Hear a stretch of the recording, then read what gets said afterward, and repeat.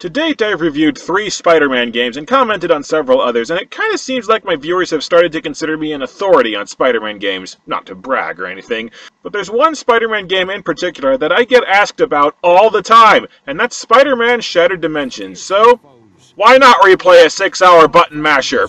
The game starts with Mysterio breaking into a museum to steal the Tablet of Order and Chaos. Spider-Man shows up to foil the robbery and smashes the tablet into several pieces. Our hero, ladies and gentlemen! Madam Web shows up and tells Spider-Man that the tablet was literally holding all of reality together, and he needs to reassemble the tablet before every dimension in all of creation gets obliterated. So, riddle me this, Madam Web, all of the cosmic beings like yourself watching over the Marvel Universe, whose idea was it to leave the tablet that was literally holding reality together, sitting in an unguarded museum where a schmuck like Mysterio could swipe it? Anyway, the pieces of the tablet scatter across 4 different dimensions of the Marvel Universe, where villains find them and amplify their powers, and it's up to the Spider-Man of these 4 dimensions to get the fragments back and save all of creation. Yeah, the story is ridiculously thin. It's just an excuse to get 4 Spider-Men into one game, and that's about it. The 4 dimensions you hop between are Amazing Spider-Man, the one from the main universe and the most boring of the group, Spider-Man 2099, from the future that Marvel can't decide whether it's canon with their main universe or not, Ultimate Spider-Man, where he wasn't Miles Morales yet, so they gave him the black suit so there'd be literally any difference between him and Amazing, and Spider-Man Noir, from a limited comics run set during the Great Depression that I guarantee most players thought was invented specifically for this game. The game has 13 levels. Each Spider-Man has 3 levels represented by one of their villains, and I have no idea why one of the villains for Amazing Spider-Man is the Juggernaut, who even non-comics fans know is an X-Men villain. Also, I've never read Spider-Man 2099, but his villains must suck balls if they had to invent 2 of his 3 villains exclusively for the game. Each level almost plays out like a self-contained cartoon episode. You're introduced to a villain, you beat up goons, you fight, they get away, you foil some grand plan, then you fight them again. Even though there's no overarching story between the levels, despite the game pretending otherwise, I like the episodic format. It gives the game a casual, pick-it-up-and-play-one-chunk feel to it.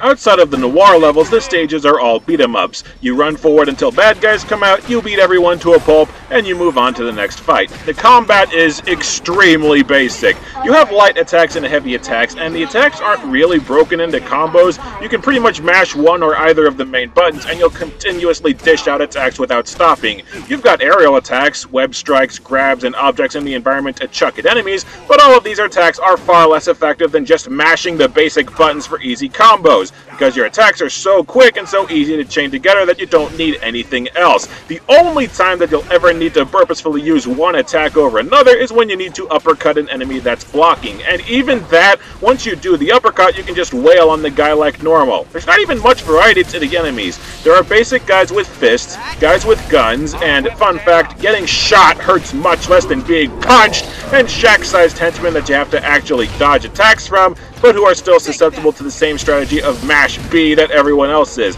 If you lock onto an enemy, you will conveniently strafe around enemies and automatically dodge about 90% of the attacks thrown your way. And before some smartass comments, if combat's so easy, why is your health so low? Duh. Reason 1, hard difficulty. Reason 2, I don't always practice what I preach. The only level where the combat gets shaken up at all is the Sandman level, where none of your attacks damage the enemies unless you get them wet. Oh my. Oh, stop snickering. You need to turn the enemies into mud for your attacks to work. Congratulations! 1 level out of 13 that has a unique idea that adds genuine variety to the game, where you have to do something other than mash B like a maniac to win. And the repetitive combat is made even worse by the fact that all of the Spider-Men control exactly the same. They all have the exact same movesets, the exact same combos, the exact same attacks. The only major difference from character to character is that 2099 has a bullet time ability, and Ultimate has a rage mode that makes his levels way too easy, but otherwise they all play exactly the same. What was the point of making a game where you play as 4 different characters if the characters are all virtually identical? By the way, anybody who actually reads the Spider-Man comics, can you tell me how often Spider-Man has made flails out of his webbing to smash people with? He does it a lot, too. He'd need more pouches than Solid Snake to hold all the web cartridges that he'd burn through doing that. And the controls for combat in the Wii version are really weird. You do weak attacks by pressing the B button. You do strong attacks by pressing the B button while holding the Wii Remote tilted upwards slightly, and the game's controls are so sensitive that it's very easy to do heavy attacks on accident, but the combat is so button mashery that it doesn't even matter if you accidentally do one kind of attack over another, because they're both equally effective against all of the enemies. So all you do for combat in the Wii version is mash one button. The only Spider-Man who is appreciably different from the others is Spider-Man Noir, whose missions are stealth levels. It almost makes you wonder if they wanted to make a Spider-Man Noir game, but they threw in the Amazing Spider-Man sections of the game so the game would sell, and then they just threw in the other two to justify Spider-Man Noir being in a Spider-Man game. A lot of people compare the Noir levels to the Arkham Asylum games, and that comparison is entirely justified. You come across a room full of enemies with guns that kill you quickly, you have to take out enemies by sneaking up on them and doing takedowns. All of the Spider-Man have detective vision, and you can even web zip around the room to evade alerted enemies. So instead of describing the stealth sections, I'm going to describe how they're different and inferior to Arkham Asylum. It is ridiculously easy to set up takedowns because Spider-Man's webbing lets you perform them from several feet away, and you can do them while clinging to walls while you're naturally hidden. It barely takes any effort to clear a room. If the screen is black and white instead of black and vaguely sepia tone, it means that you are 100% invisible to enemies. It's relatively easy to stay in shadows where you have zero chance of getting caught through most of an encounter. And all of that's before you get to the AI that is too stupid to eat. Not only is every enemy's patrol pattern a straight line that they trudge endlessly, 2 lines at the most, but if an enemy spots you and you get away, they immediately go back to their original patrol pattern. They completely forget that you're in the room a few seconds after seeing you. The AI is so dumb that there's basically no need for strategy. If you screw up, you can just hide for a few seconds and the AI resets like nothing happened, and their patterns are ridiculously easy to predict and exploit. Also, the enemies do not react at all, and I mean at all, to seeing another taking it down enemy. Dude comes across his buddy mummified in webs or superglued to a wall, and he keeps on walking like he don't see nothing. A crap has not been given.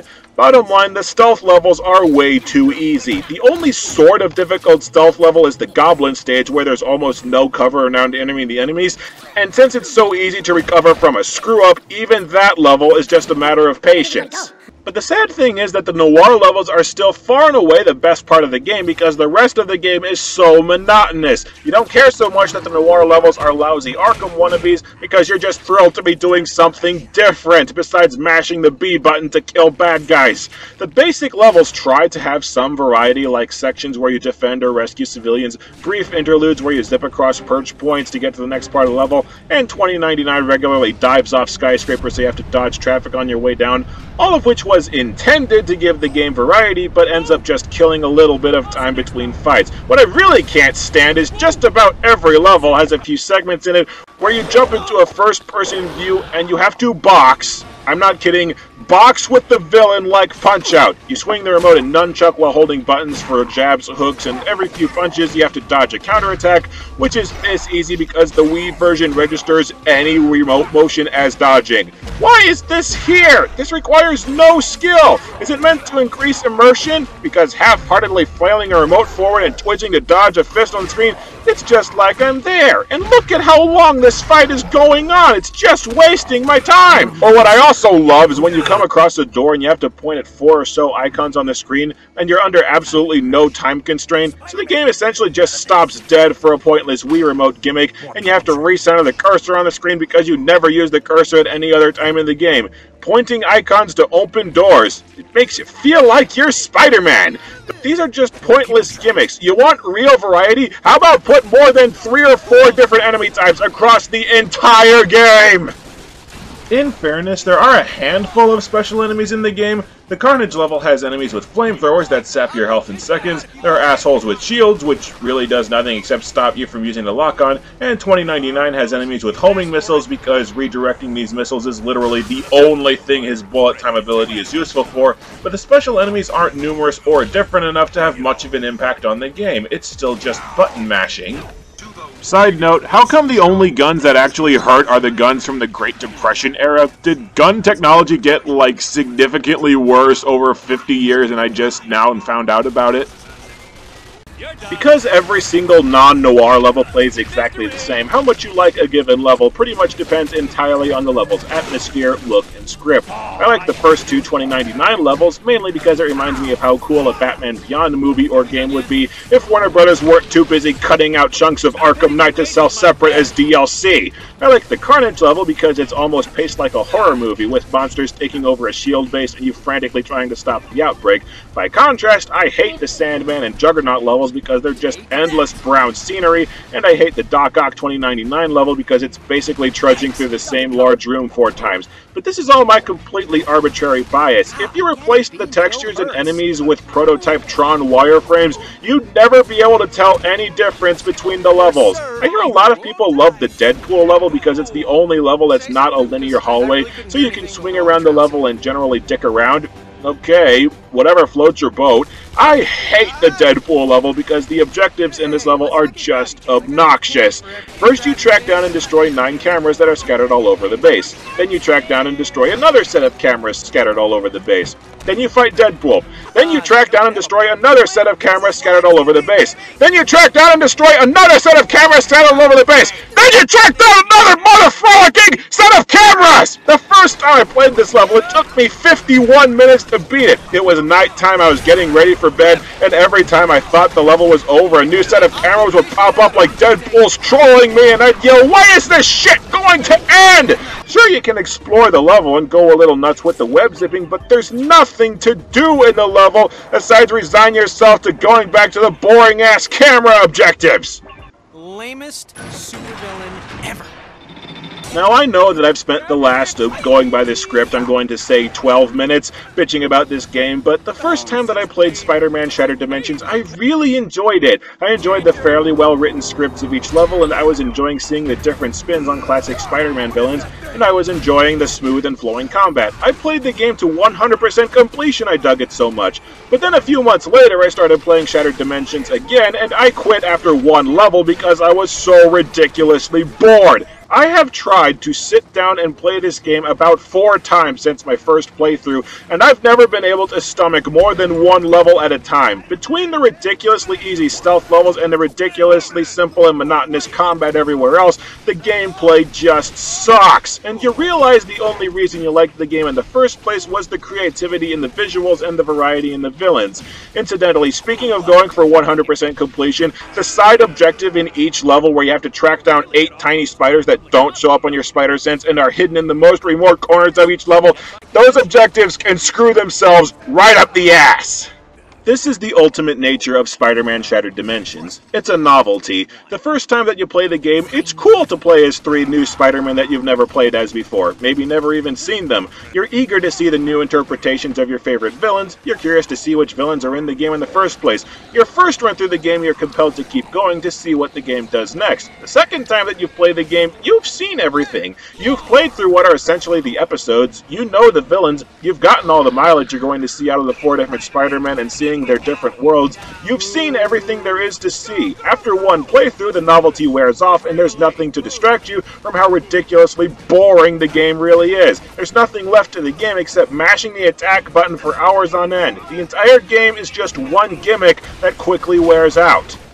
To top it all off, the game is really glitchy. I've seen pre-scripted events not occur, so I have to reload a checkpoint to make any progress. I've repeatedly seen the Spider Sense icon above Spidey's head stay there for the rest of the level, and I don't think I've ever played the Carnage level without running into one of the most bizarre glitches I've ever seen. I've sunk through floors, I've had gravity reversal, and I fell upwards every time I jumped. All stuff you'd think somebody would have caught in beta testing, especially if I run into a glitch every time that I play the level. Well, every time except for when I started recording footage for this review, naturally. The only glitch I ran into here was the game stopped registering different punches for the stupid-ass boxing sessions, so every attack was just a straight punch regardless of my input.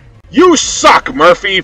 I'd play the level again for a juicier glitch to catch on tape, but I'm just too bored out of my mind to muster the willpower to do that. I mean, look at this fight right here.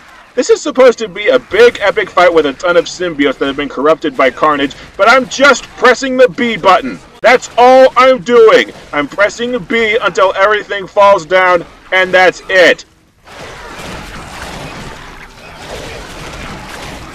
B, B, B. This is what everyone wanted me to review. B, B, B, B. This is what you wanted! Are you not entertained? Because I'm not! I could be playing Assassin's Creed Black Flag right now! In fact, I think I will! Spider-Man Shattered Dimensions is a one-trick pony. Fun for one playthrough, but ridiculously boring afterwards. It's got zero replay value. At this point, you're probably only going to find this game at a discount or used store, and it's up to you if a game that's only good for one playthrough is worth a discount price or not. If you're curious, go ahead, but my most humble opinion, skip this one.